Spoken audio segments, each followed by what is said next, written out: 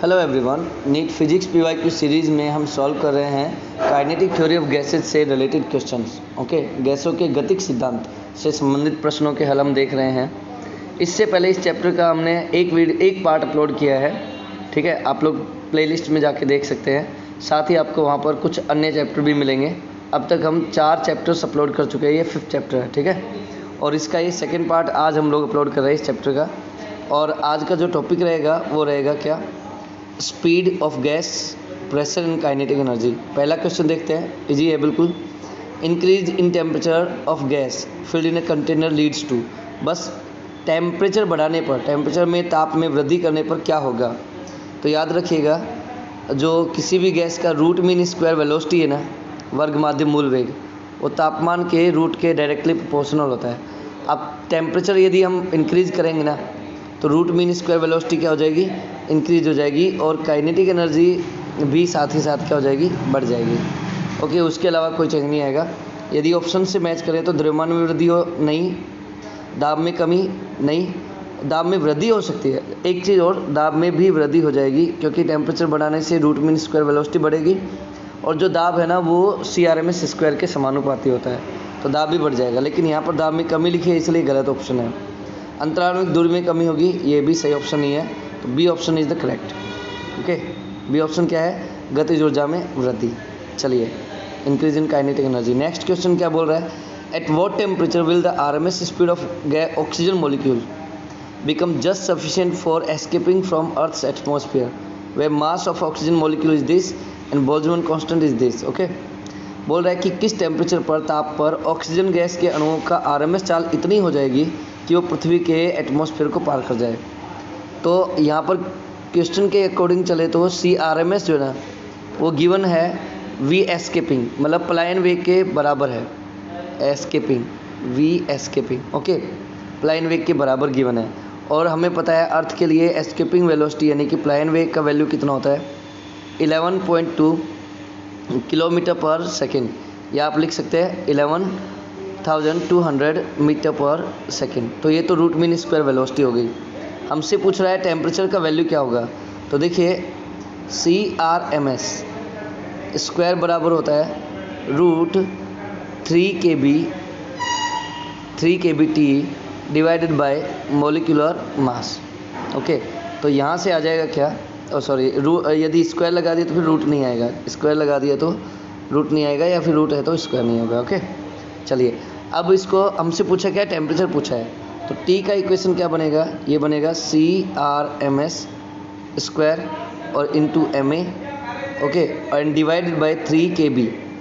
अब जब आप वैल्यूज़ पुट करते हैं तो CRMS का वैल्यू क्या है, एस्केपिंग वेलोसिटी ही है, तो 11,200 square into molecular weight given है 276 into 10⁻⁻26 kg, okay, divided by 3 into Boltzmann constant 1.38 into 10⁻⁻23। जब आप इस पूरे को सिंप्लीफाई करेंगे तो टेम्परेचर का जो वैल्यू आएगा ना, वो बी ऑप्शन में आएगा, 8.360 इंटू 10⁻⁴ केल्विन। ओके, तो नेक्स्ट क्वेश्चन पर चलते हैं। नेक्स्ट क्वेश्चन क्या बोल रहा है, molecules of a given mass of gas having RMS speed of this 200 metre पर second at this temperature and this pressure. Okay, when the temperature and pressure of gas are respectively this, then root mean square velocity कितनी हो जाएगी। मतलब बस इतनी सी बात है, 27 degree Celsius और कुछ प्रेशर पर अपने को रूट मीन स्क्वायर वेलोसिटी यानी CRMS का वैल्यू कितना गिवन है, 200 गिवन है, 200 मीटर पर सेकेंड। बोल रहा है कि 127 डिग्री सेल्सियस टेम्परेचर पर कितना हो जाएगा, CRMS का वैल्यू क्या हो जाएगा। तो देखिएगा, CRMS जो है ना, वो टेम्परेचर के रूट के डायरेक्टली प्रोपोर्शनल होती है। तो बस इसी वाले इस कंसेप्ट से आगे बढ़ेंगे, तो C1/C2 इक्वल टू आ जाएगा root T1/T2। Okay, root T1/T2। अब देखिएगा T1 कितना है, 27 है, 27 अभी इसको केल्विन में कन्वर्ट करेंगे तो 300 हो जाएगा। ओके, डिवाइडेड बाय T2 कितना है, 127 में यदि 273 ऐड करते हैं तो ये कितना बन जाएगा, देखिए 0। ओके, 7 and 2 9, 9 and 1 0, 2 and 3 ये हो जाएगा कितना 4 बन जाएगा। ओके 400, ठीक है। और equals to 200 divided by C2। अब C2 का वैल्यू पूछा है, क्योंकि 200 क्या है, C1 है। ओके हमसे पूछा क्या है, हमसे पूछ रहा है C2 का वैल्यू। तो C2 आ जाएगा, देखिएगा 200 ओके इंटू 2 और डिवाइडेड बाय √3। ओके क्यों, बिकॉज 2 जीरो से 2 जीरो कैंसिल हो जाएगा। 4 का रूट क्या हो जाएगा 2, और 2 को 200 से मल्टीप्लाई करेंगे, यह आ जाएगा 400 बाई √3 मीटर पर सेकेंड। तो option B is correct. Okay next देखते हैं। In a vessel gas at pressure P if mass of molecule is halved and speed doubled. बोल रहा है कि शुरुआत में प्रेशर P था और बाद में मास क्या कर दिया हमने, डबल कर दिया, और स्पीड कितनी कर दी, स्पीड कर दी है एक सेकेंड, मास तो हाफ कर दिया है, मास तो क्या कर दिया है, हाफ कर दिया है, मास तो हाफ कर दिया है, और स्पीड कितनी कर दी है, डबल 2c। ओके पूछ रहा है प्रेशर पर क्या क्या फ़र्क पड़ेगा। तो प्रेशर का फॉर्मूला हमें पता है, P इक्वल्स टू होता है 1/3 m/v CRMS square. Okay and अब देखिएगा P कितना होगा, P डैश कितना होगा, तो 1/3 मास कितना कर दिया, हाफ, तो m/2, वॉल्यूम सेम है, C कितना कर दिया, डबल, तो ये हो जाएगा 4 CRMS स्क्वायर। 2 से कैंसिल होगा, तो P डैश जो है ना वो कितना आ जाएगा 1/3 m/v CRMS स्क्वायर, यानी कि 2p, 2 और है ना 4 के साथ में, ये देखिए 2। ओके तो 2p is the correct answer, B correct हो जाएगा। नेक्स्ट देखिएगा, बोल रहा है कि 0 केल्विन पर कौन सा गुणधर्म शून्य हो जाएगा। 0 केल्विन पर क्या चीज़ जो है ना, कौन सी प्रॉपर्टी 0 हो जाएगी, याद रखिएगा 0 केल्विन टेम्परेचर पर, इसको बोलते हैं एब्सोल्यूट ज़ीरो टेम्परेचर, परम शून्य ताप। परम शून्य ताप, परम शून्य ताप जो है वो होता है -273.16 डिग्री सेल्सियस या 0 केल्विन। ओके अब 0 केल्विन पर क्या होता है, गैस के सभी मॉलिक्यूल जो है रुक जाते हैं, प्रेशर भी 0 हो जाता है, CRMS 0 हो जाता है, और काइनेटिक एनर्जी भी 0 हो जाएगी। तो ऑप्शंस में C नहीं आएगा, डाई डेंसिटी है, मास भी 0 नहीं होगा, पोटेंशियल एनर्जी भी 0 नहीं होगी, गतिज ऊर्जा काइनेटिक एनर्जी 0 हो जाएगी। नेक्स्ट बोल रहा है कि 27 डिग्री सेल्सियस से 927 डिग्री सेल्सियस टेम्परेचर कर दिया, तो CRMS पर क्या फ़र्क पड़ेगा, रूट मीन स्क्वायर वेलोसिटी पर क्या फ़र्क पड़ेगा।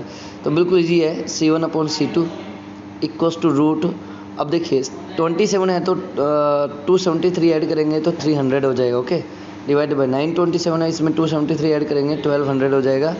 अब पूछ क्या रहा है, देखिए बोल रहा है कि बाद में CRMS कितना हो जाएगा, पहले से कितना हो जाएगा, तो C2 पूछा है अपन से, तो इसको सिंप्लीफाई करेंगे, ये 1/4 आ जाएगा, और 1/4 आएगा तो C1/C2 इक्वल्स टू 1/2 आ जाएगा। ओके और तो C2 इक्वल्स टू आ जाएगा 2C1, डबल हो जाएगा, 2 गुना, get double. Okay D option is correct. बोल रहा है CS is the velocity of sound and C is the root mean square velocity. Okay पूछ रहा है कि इनमें क्या रिलेशन होगा, तो सीधी सी बात याद रखिएगा, जो स्पीड ऑफ साउंड है ना उसका फॉर्मूला होता है रूट गामा P/ρ, और CRMS का जो वैल्यू है ना वो होता है, C लिख लेता हूँ इसके लिए। ओके और इसका वैल्यू होता है कितना, 3P/ρ। ठीक है, अब CS का वैल्यू पूछा है, तो CS/C रेशियो निकाल लेते हैं। तो अब रेशियो निकालेंगे तो P/ρ से P/ρ कैंसिल हो जाएगा।